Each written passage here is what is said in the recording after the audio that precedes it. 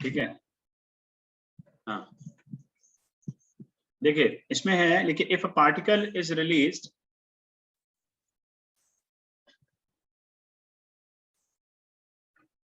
if a particle is released from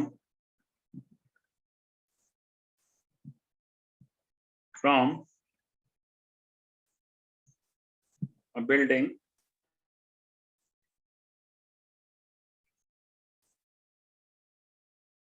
देखिए from the building,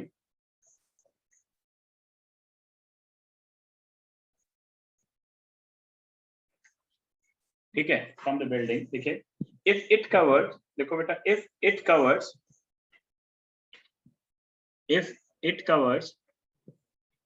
44.1 meter, 44.1 meter,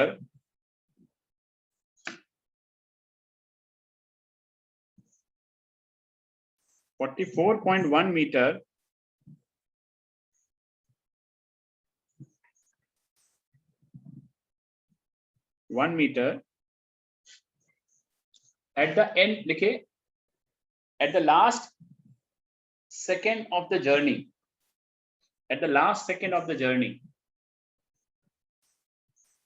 last second of the journey,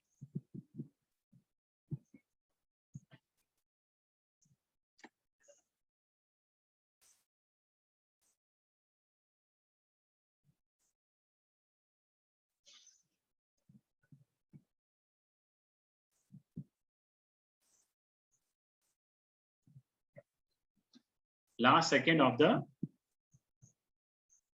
journey बेटा,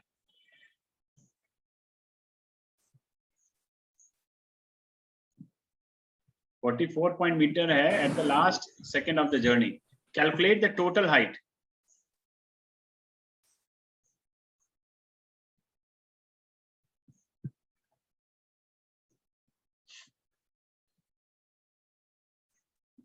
Calculate the total height. कितनी होगी बेटा?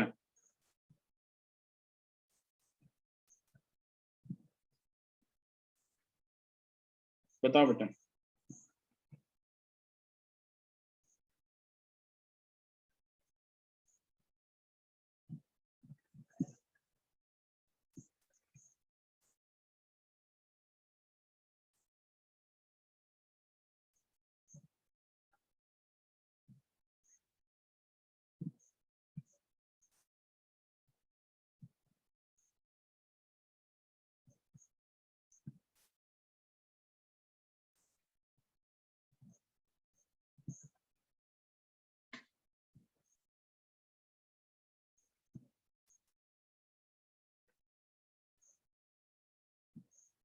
बताओ बेटा, क्वेश्चन ये है, एक बार फिर से सुन लो जल्दी से। If a particle is drop from a building of height, जो भी है अभी हाइट नहीं पता है, ड्रॉप फ्रॉम, ठीक है, एंड ठीक है, if the particle covered 44.1 meter in the last second of journey, calculate the total height. Last second वाला फॉर्मूला हमने आपको लिखाया था, याद करिए, लिखाया था ना?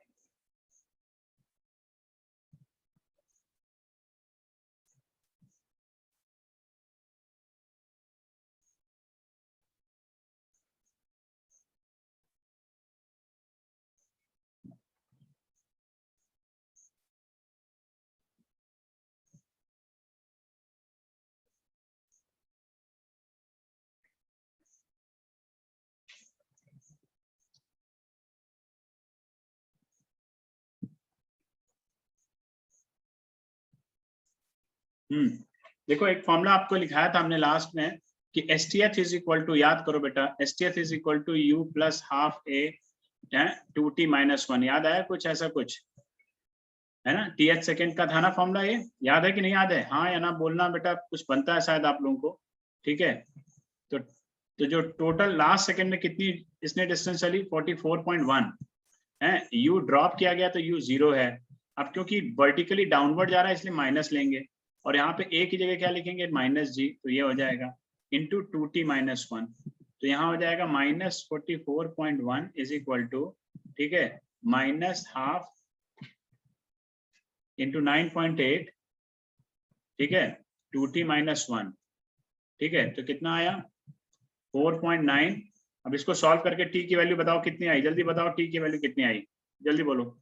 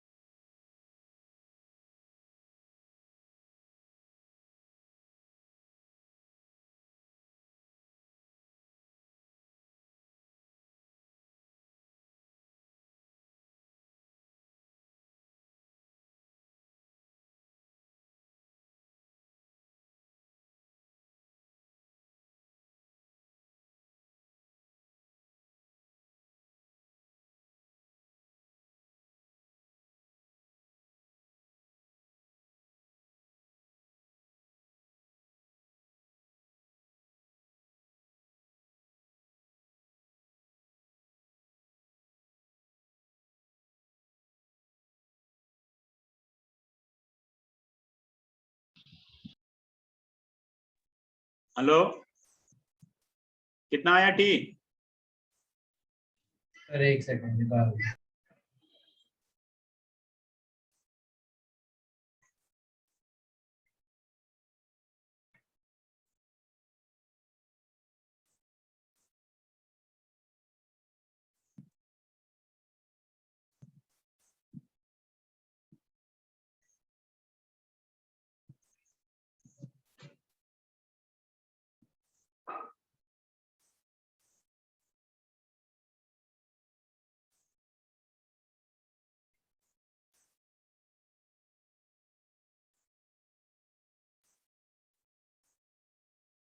बेटा कितना आया, कितना समय लगाओगे तुम लोग को सॉल्व करने में, तुम लोग भी ना।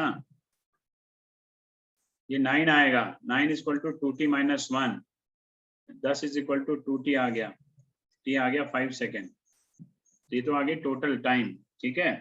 इसके बाद अब जो है फॉर्मूला लगा दो, h is equal to, simple total height निकालनी ना, तो h is equal to ut, ठीक है, तो यहाँ हो जाएगा एच बी माइनस में, ut यू भी माइनस में, और -12 GT स्क्वायर भी, तो h निकालना है तुमको, तो u तो 0 हो गया, -12 g की जगह 9.8 इंटू टी स्क्वायर 5 है, तो 5 का स्क्वायर, तो सॉल्व कर लो, h कितना आया 4.9 इंटू 25, निकाल लो कितना आ गया है,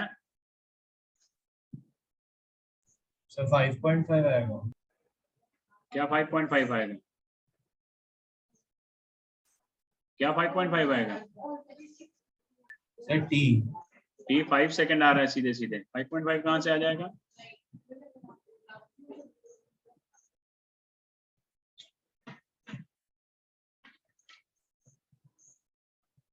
ये निकाल दिया मैंने, इसमें देख लो नीचे निकला हुआ है।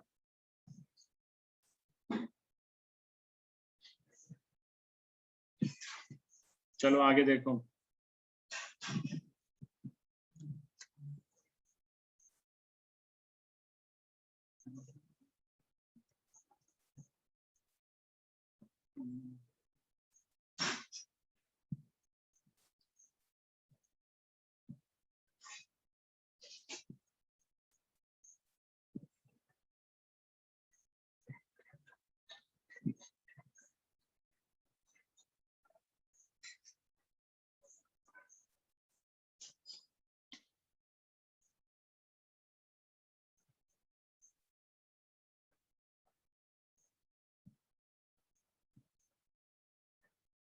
हाँ भाई लिख लिया, चलो अब लिखो, हेडिंग डालो ग्राफ, लिखो बेटा,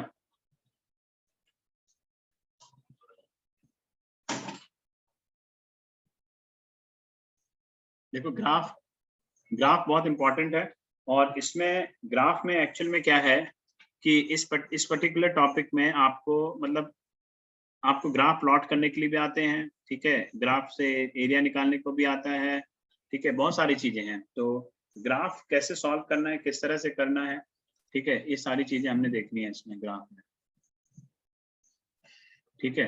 तो ग्राफ जो है आपका तो देखिए बेटा, समझिए इसको, पहले ग्राफ को समझिए क्या होता है।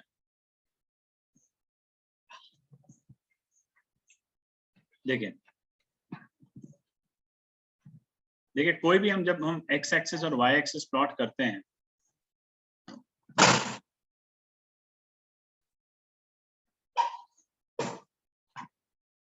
ठीक है,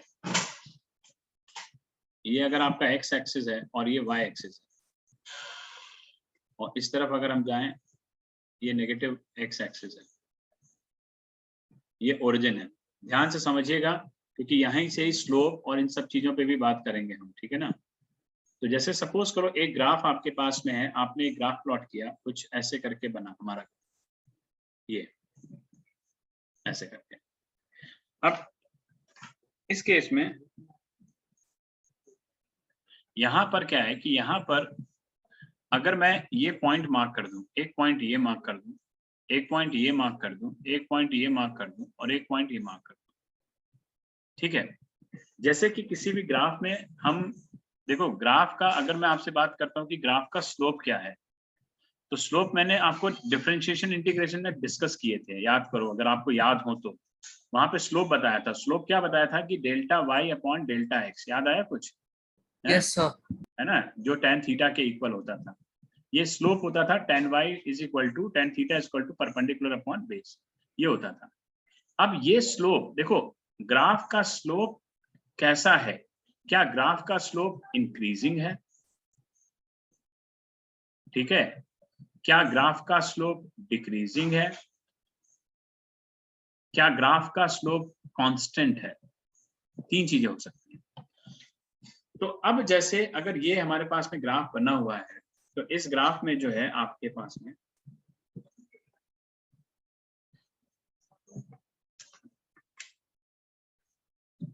ठीक है, तो मैं अगर इसका एक टेंजेंट ड्रॉ करूं, ठीक है, इस ग्राफ का अगर मैं एक टेंजेंट ड्रॉ करूं, देखो ऐसे, इस पर्टिकुलर पॉइंट के लिए,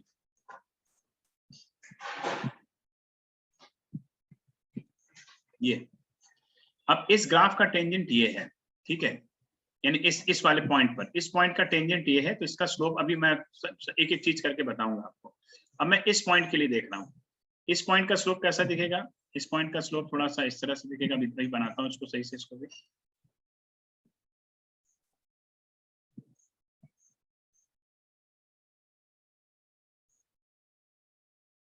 ये। फिर थर्ड की हम बात करते हैं, थर्ड वाले को भी देख लेते हैं, इसको देख लेते हैं। चलो अब मुझे एक चीज बताइए, अगर मैं पॉइंट मार्क करूं यहां पर, ये पॉइंट नंबर 1 है, ये पॉइंट नंबर 2 है, ये 3 है, ये 4 है। अब ये एंगल अगर आपका θ1 है, ये एंगल θ2 है, ये एंगल θ3 है, तो बड़ा कौन सा है बेटा? θ3। θ3 बड़ा है किससे? θ2 से। θ2 से कौन बड़ा है? θ1। θ2 बड़ा है θ1 से। तो अब यहां पर अगर मैं यहां से स्टार्ट करता हूं 1 से और मैं जाता हूं 4 पर, तो 1 से 4 तक पहुंचते पहुंचते एंगल क्या हो रहा है बेटा? इंक्रीज हो रहा है कि नहीं हो रहा है? बताइए। यस सर, इंक्रीज हो रहा है। एंगल इंक्रीज हो रहा है। तो जब एंगल यहाँ पर, यानी एंगल इंक्रीज होने का मतलब मैं क्या कहूंगा कि स्लोप इंक्रीज हो रही है। क्या इंक्रीज हो रही है? स्लोप इंक्रीज हो रही है। तो अगर मैं कोई भी कर्व आपका कुछ इस तरह से बनता है, मैंने कहा कि एक ग्राफ है y as the function of x है, मान लीजिए कि y फंक्शन x का, उसका ग्राफ का ऐसा बना हुआ है, नेचर ऐसा पैराबोलिक नेचर है। तो पैराबोलिक नेचर कैसा? वो भी इंक्रीजिंग पैराबोलिक। कैसा बोलेंगे बेटा? Increasing parabolic. तो इंक्रीजिंग पैराबोलिक में अगर मैं आपसे कहता कि बेटा मान लो ये तुम्हारा x होता और ये तुम्हारा टाइम होता, ये डिस्प्लेसमेंट होता, ये टाइम होता, जरा समझना, सुनना ध्यान से। अगर ये x होता and this will be time, तो x अपॉन t, यानी स्लोप क्या होता बेटा तब इसका? बताइए। स्लोप होता है delta x upon delta T. क्यों बेटा, होता है कि नहीं होता?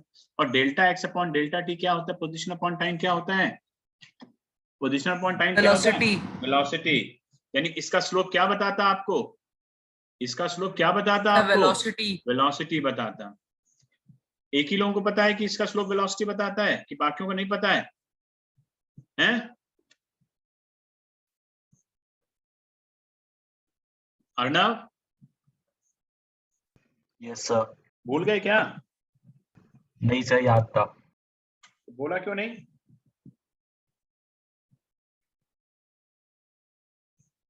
हैं?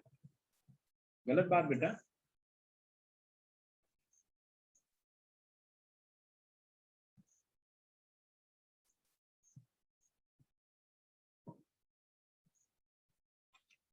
तो इसमें यानी वेलोसिटी है, तो वेलोसिटी जो 1 पॉइंट पर है वो कम है v2 से, v2 से कम है v4 पे। क्यों बेटा, है कि नहीं बताओ?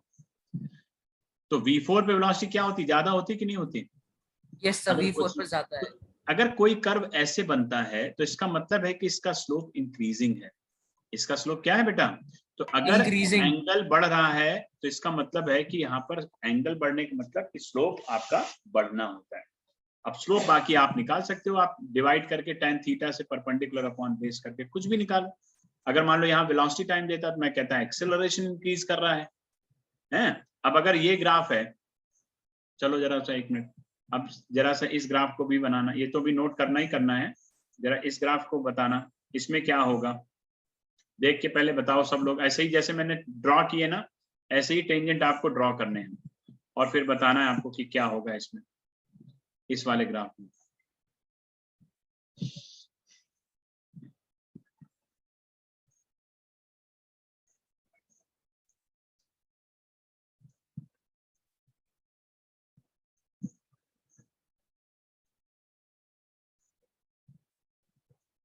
ठीक है,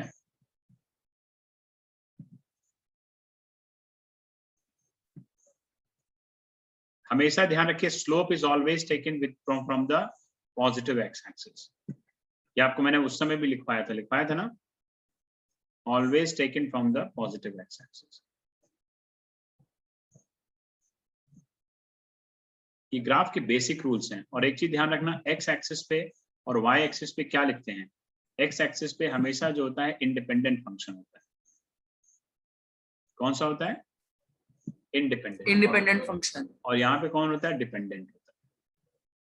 चलो अब जरा मुझे बताओ इस पर क्या है, ये पहले पूरा लिख लो, पहले लिखिए पहले पूरा अच्छे से।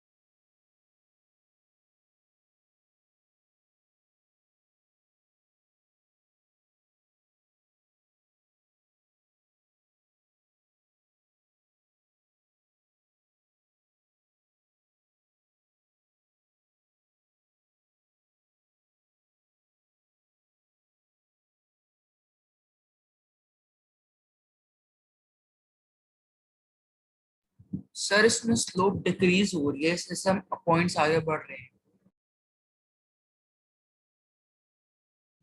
डिक्रीज हो रही है? Yes sir. सर इसमें जो θ1 हमारा निकल के आ रहा है वो θ2 और 3 दोनों से बड़ा है। θ1 बड़ा है? Yes sir. गुड।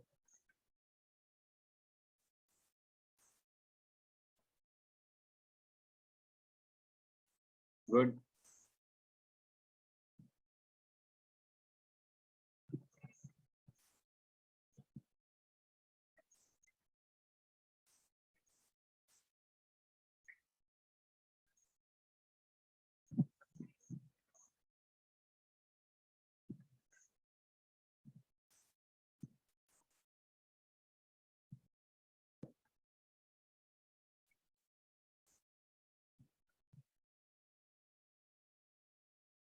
और किसी का भी निकला बेटा, उसमें डिक्रीज होते हुए दिखा है?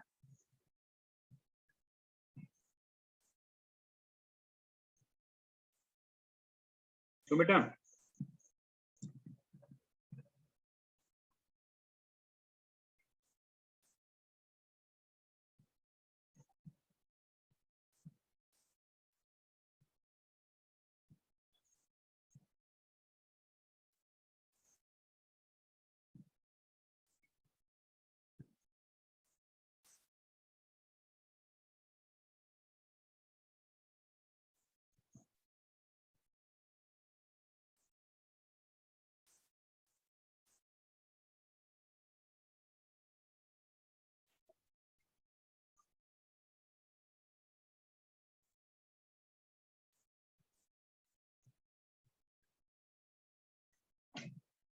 बताओ बेटा, किसी और का आया? सबने ड्रॉ कर लिया ये पूरा सब कुछ?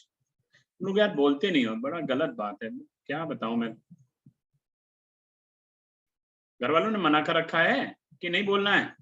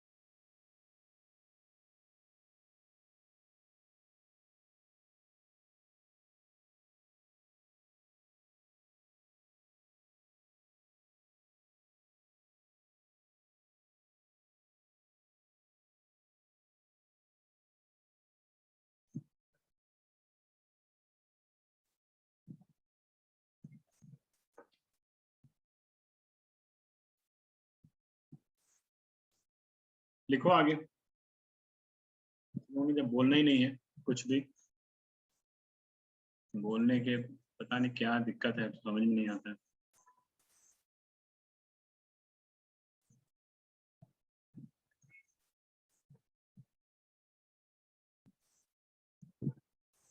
बहुत मेहनत लगती है बोलने में।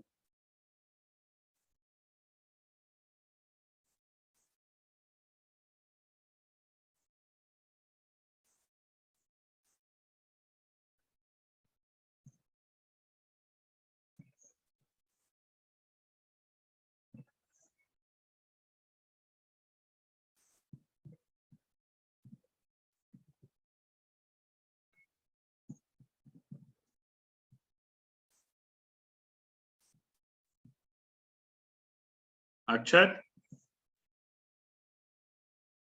Yes sir. क्या बात है, क्यों नहीं बोलते बोलते भाई? सर मेरा आज नेट बहुत वो कर रहा है सर, 2-3 दिन तक ऐसे ही होगा। मेरे यहाँ पे एक्चुअली फाइबर ऑप्टिक्स का वो लग रहा है, तो मैं सर 3 बार ऑलरेडी डिस्कनेक्ट हो चुका हूँ क्लास से। मेरे को ज़्यादा समझ नहीं आया क्या करना है।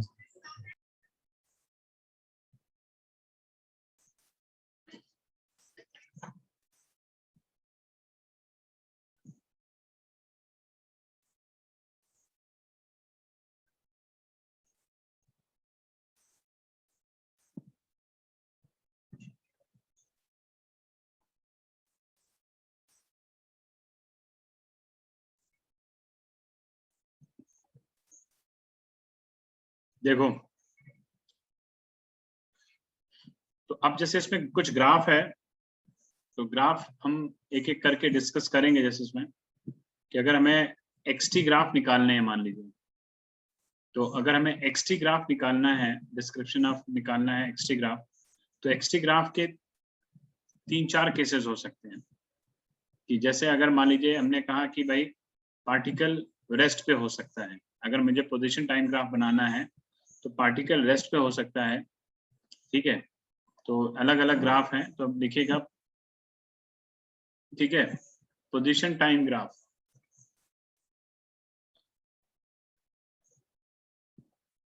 Position time graph. तो पहला है when the particle is at rest.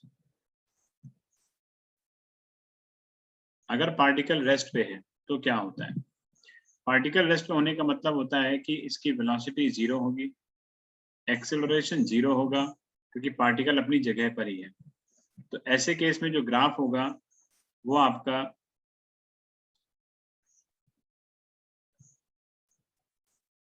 किसी एक पोजीशन से स्टार्ट होकर के और सीधे चला जाएगा, ऐसे। ये ग्राफ होता है पार्टिकल एट रेस्ट का, ये x नॉट है, ठीक है,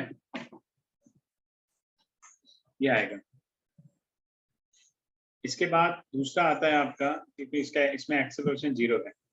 दूसरा आता है कि पार्टिकल जो है वो मोशन में है, मतलब पार्टिकल, अगर आपका एक तरह से कहा जाए कि particle moving with uniform velocity in the positive direction, particle is moving with uniform velocity sir straight line graph बनेगा क्या इसमें? in positive direction। हाँ,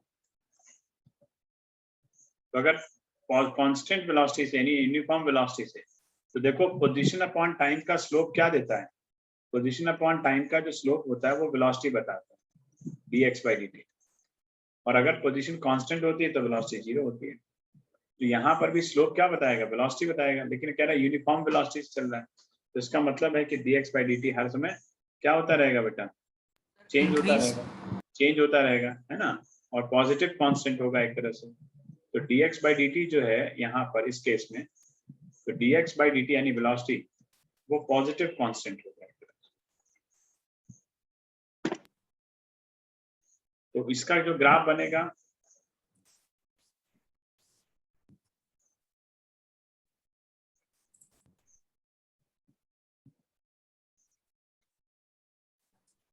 सर ये वाला ग्राफ ओरिजिन से हमने क्यों नहीं बनाया? ओरिजिन से ही बना सकते हो, किसी पोजीशन से ही बना सकते हो, ऐसे ही बना सकते हो, किसी एक जगह पे जाके रुक जाओ। भाई मान लो अगर मैं, जैसे स्कूटर है, मान लीजिए एक्टिवा आपने उठाई अपने घर से और उठा करके पहले उसको पैदल पैदल लेके गए, फिर 10 मीटर चलने के बाद आपने स्टार्ट किया, तो आपका मोशन कहाँ से स्टार्ट हुआ? आपका मोशन 10 मीटर के बाद से स्टार्ट हुआ, गाड़ी स्टार्ट करी। तो ये 10 मीटर x नॉट है। तो ये भी ग्राफ हो सकता है, ये भी ग्राफ हो सकता है, ठीक है। Yes sir. तो इस केस में ये है, ये dx/dt पॉजिटिव कांस्टेंट होता है। चलो लिखते, बनाते जाओ, बोलना तो है नहीं किसी ने, तो इसलिए बनाते जाओ, चुपचाप सुनो, प्रवचन सुनिए, आइए और प्रवचन सुनिए, जाइए घर।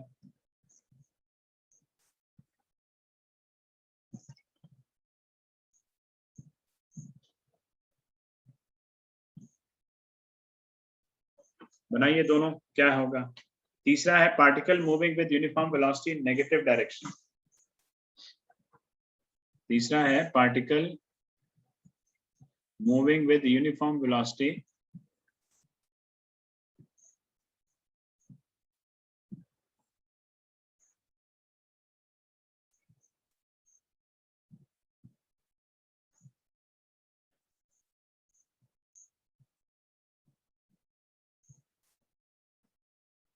ये।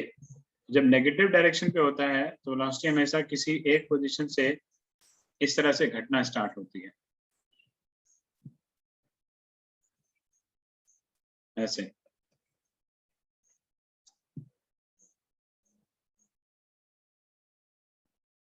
ये तो इसमें जो dx by dt आता है वो नेगेटिव कांस्टेंट होता है। बनाए जल्दी से तीनों ग्राफ।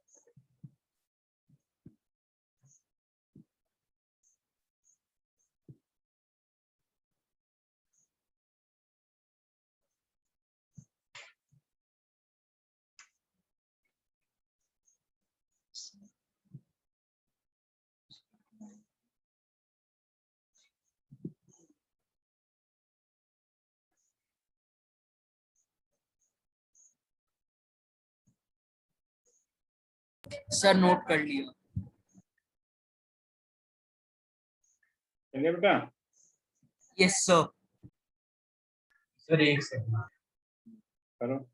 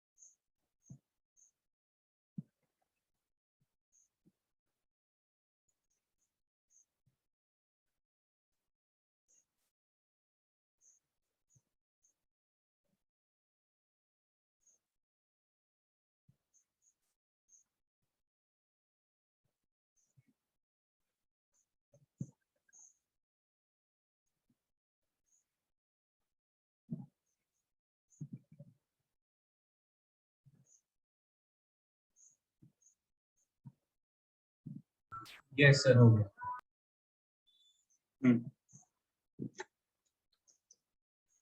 अगला लिखो। Particle moving with uniform acceleration. अगला केस है particle moving with uniform acceleration. ठीक है। और ये सब पोजीशन टाइम ग्राफ है बेटा, ये ध्यान रखना, ये सब पोजीशन टाइम ग्राफ है। तो जब वेलोसिटी का लिया निकाला हमने, अब निकाल रहे हैं कि particle is moving with uniform acceleration. ठीक है। इसका जो ग्राफ है आपका, ठीक है, ये कुछ इस तरह से निकल जाएगा, ऐसे या ऐसे। ये एक्सटी ग्राफ है, इसका यूनिफॉर्म एक्सेलरेशन है। तो ये पॉजिटिव डायरेक्शन में है, तो इसमें जो एक्सेलरेशन आएगा वो पॉजिटिव कांस्टेंट होगा, एक तरह से पॉजिटिव होगा। ठीक है ना। एक्सेलरेशन क्या होगा इसमें बेटा, इसमें जो है पॉजिटिव रहेगा। ठीक है। तो ये एक तरह से पॉजिटिव एक्सेलरेशन है, पॉजिटिव कांस्टेंट एक्सेलरेशन, ये ध्यान रखना बेटा। और अगर रिटार्डेशन में हो, ठीक है, अगर रिटार्डेशन की बात आती है तो रिटार्डेशन में नहीं, यूनिफॉर्म रिटार्डेशन की जब बात आती है तो यही ग्राफ जो है आपका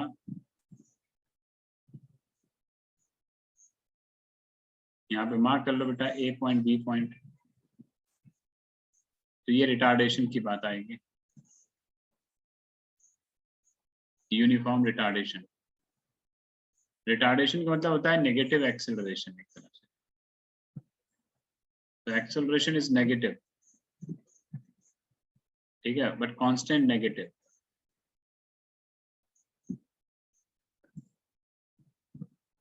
ये एक्स नॉट से, ये ग्राफ इसका होता है।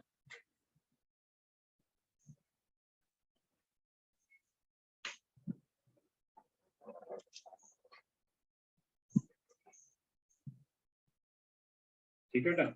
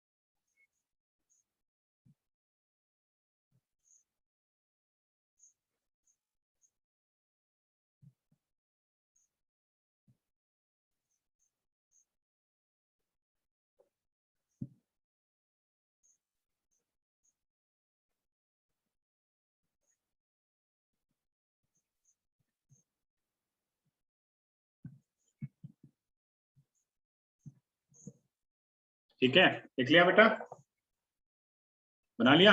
ये तब सर, होता है एक जब, सेकंड। हाँ, जब एक्सेलरेशन के लिए होता है कांस्टेंट, ये रिटार्डेशन के लिए, ये पॉजिटिव एक्सेलरेशन के लिए।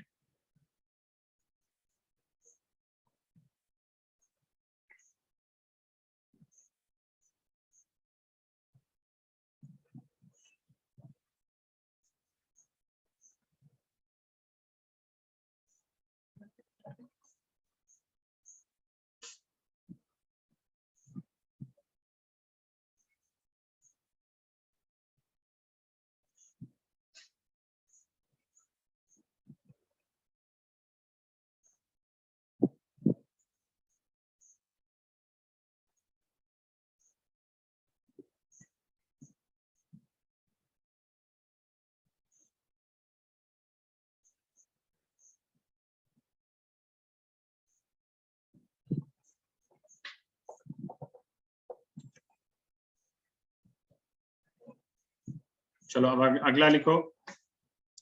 अब एक तो होता है, ये रिटार्डेशन का है, ठीक है। रिटार्डेशन मतलब एक तरह से वैल्यू कम हो रही है बट पॉजिटिव डायरेक्शन में, ये ध्यान रखना। रिटार्डेशन का मतलब होता है वैल्यू कम हो रही है बट पॉजिटिव डायरेक्शन में, यानी जो चेंज निकलेगा वो नेगेटिव निकलेगा। तो रिटार्डेशन का मतलब होता है value is decreasing but still in positive direction, ठीक है। Value is decreasing but still in positive direction.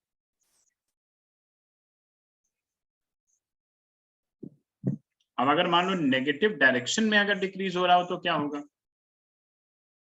ये अब अगर बोला जाए कि भाई नेगेटिव डायरेक्शन में डिक्रीज हो रहा है, ठीक है, तो क्या होगा अगर नेगेटिव डायरेक्शन में बोला जाए। तो इस केस में क्या तो सर होता ये है, रिटार्डेशन की जगह एक्सेलरेशन बन जाएगा। तो ये नेगेटिव इस तरह से होगा, नेगेटिव एक्सेलरेशन ये होगा, यानी ये नेगेटिव डायरेक्शन में डिक्रीज हो रहा है, इन द नेगेटिव डायरेक्शन, ध्यान रखना, ठीक है, इस तरह से।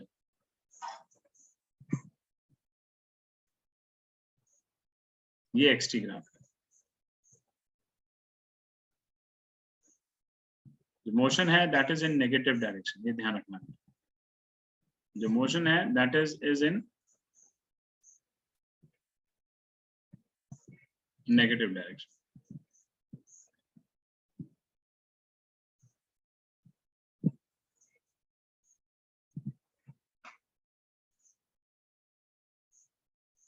ठीक है। अच्छा, कुछ ग्राफ्स एक्सटी ग्राफ्स होते हैं जो पॉसिबल नहीं होते, ठीक है। जैसे आपका एक्सटी ग्राफ कभी इस तरह का पॉसिबल नहीं होता, ठीक है।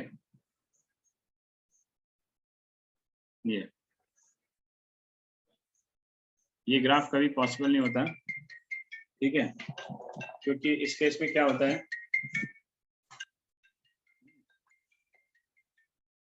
सर अभी क्लास में हुआ है ना, ये इस डायरेक्शन में जो है आपका ये पॉसिबल नहीं हो सकता, क्योंकि एक ही टाइम पे एक्स नहीं इंक्रीज कर सकता बेटा, ये ध्यान रखना है। और कभी भी, ठीक है, और एक चीज ध्यान रखना, पाथ लेंथ कभी नेगेटिव नहीं होता, तो ये भी एक चीज ध्यान रखिएगा बेटा, ठीक है। पाथ लेंथ कभी भी नेगेटिव नहीं होता। अब जैसे सपोज एक ग्राफ ऐसे बना दिया जाए है, और फिर आपने एक्सटी ग्राफ लिख दिया इस तरह से, तो एक ही टाइम पे दो वैल्यूज कभी नहीं आ सकती बेटा, ठीक है ना। एक ही टाइम पे दो वैल्यूज नहीं आ सकते, तो ये भी पॉसिबल नहीं है, कभी भी एक ही टाइम पे दो वैल्यूज नहीं हो सकते, है ना। ये है, ये बना लीजिए, these graphs are not possible actually में, आप लिखिएगा these graphs are not possible,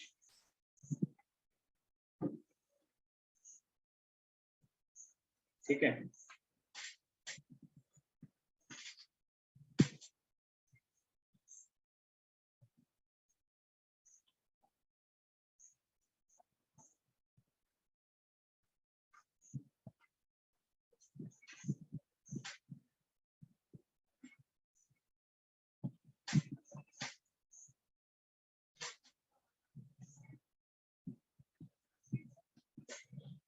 ठीक है।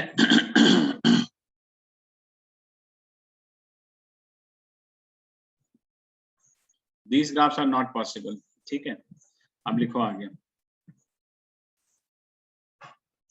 ठीक है, इसको समझ में आए ग्राफ? ये पोजीशन टाइम के सारे ग्राफ हैं। Yes sir. अब इसके बाद अब आता है VT graph, velocity time graph. ठीक है, तो वेलोसिटी टाइम ग्राफ में लिखे सबसे पहले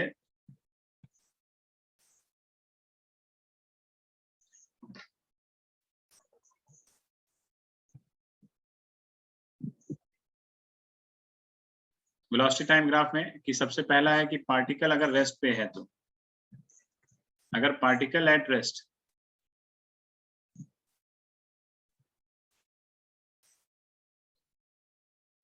तो पार्टिकल अगर रेस्ट पर है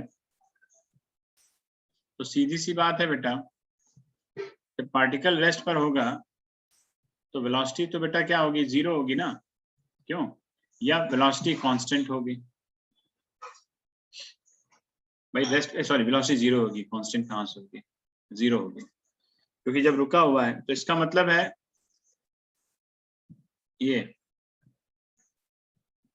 कि टाइम बढ़ता जाएगा, टाइम बढ़ता चला जाएगा, लेकिन वेलोसिटी तो वहीं रहेगी ना। तो इसका ग्राफ इस तरह से आएगा बेटा, टाइम थोड़ी रुकेगा, आप रुके रहिए। ठीक है, दूसरा है particle is moving with constant velocity.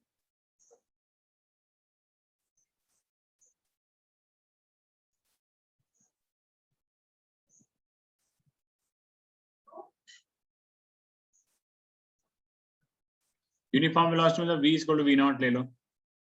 तो ऐसे केस में क्या होता है बेटा?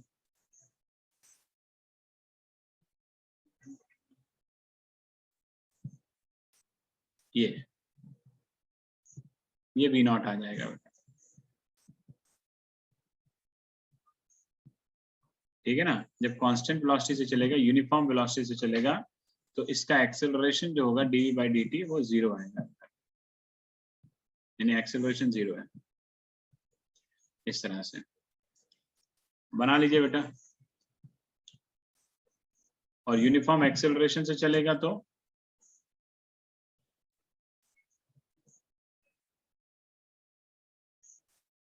सर यूनिफॉर्म एक्सेलरेशन मतलब इसका स्लोप क्या दे रहा है? एक्सेलरेशन दे रहा है ना।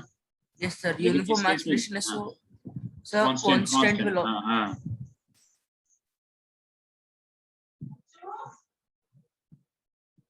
ये ऐसे।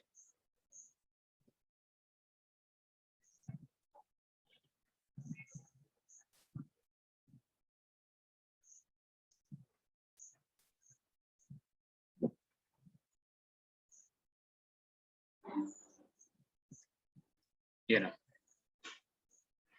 ठीक,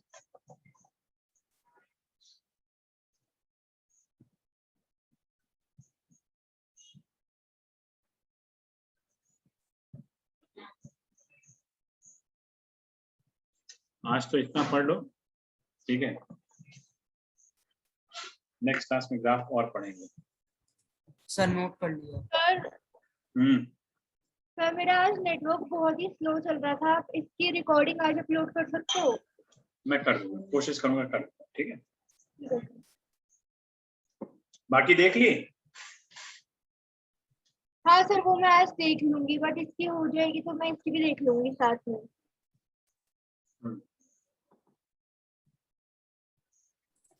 जय हिंद सर। जय हिंद सर।